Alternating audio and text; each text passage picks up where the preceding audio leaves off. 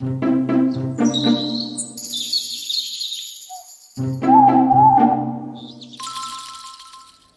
little readers, welcome back to Storytime.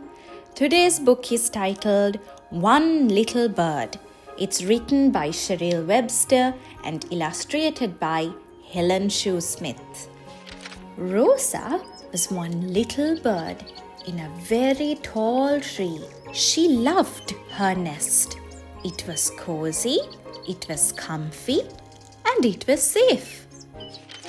That was until one day the awful thing happened. Rosa swooped and dived. "Why are you taking away my tree?" she cried. But the man waved her away. "My lettuces won't grow in this shade," he said. "You can find another tree.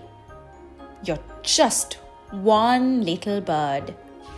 Rosa didn't find another tree, but she did find another home. At the top of the man's house. "You've taken my home, so I'm moving here," she said. No matter how many times the man shouted, "Give me my hat," and "You can't stay there," Rosa did not budge. "Animals everywhere! We must stop people from taking our homes," she cried. Rosa's words swept along streams, flashed through forests, and sailed over oceans. Soon, animals everywhere were talking about one little bird. So when the tree fellers arrived in the forest and said, "We need this wood to make things. You can find other trees," the animals remembered Rosa. "If one little bird can stand up to them, then so can we," they all said, and they wasted no time. In a flash, the forest animals rushed into the tree fellers' houses. The tree fellers didn't know what to do.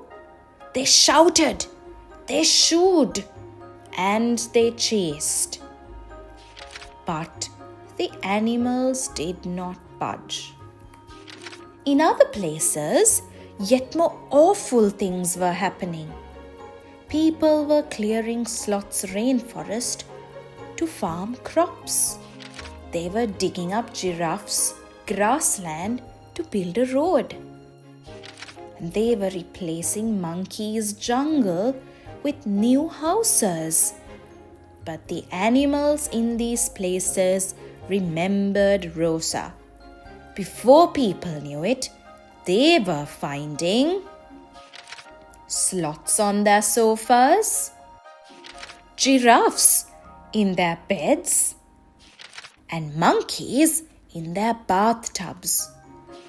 There were lions in their laundry and lemurs in their loos.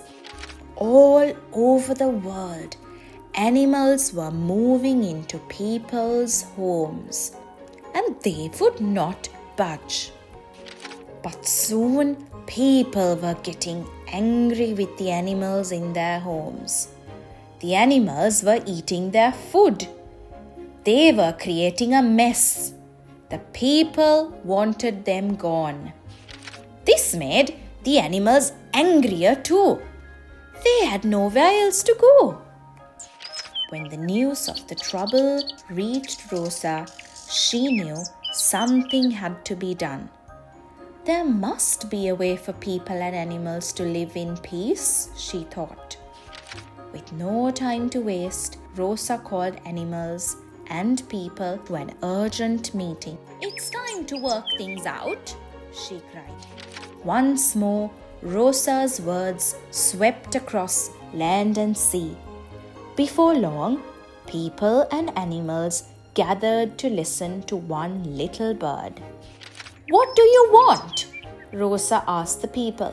"We want our homes back," they said. "We love our homes."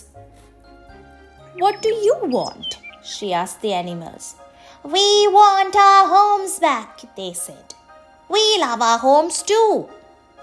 And suddenly the people went quiet.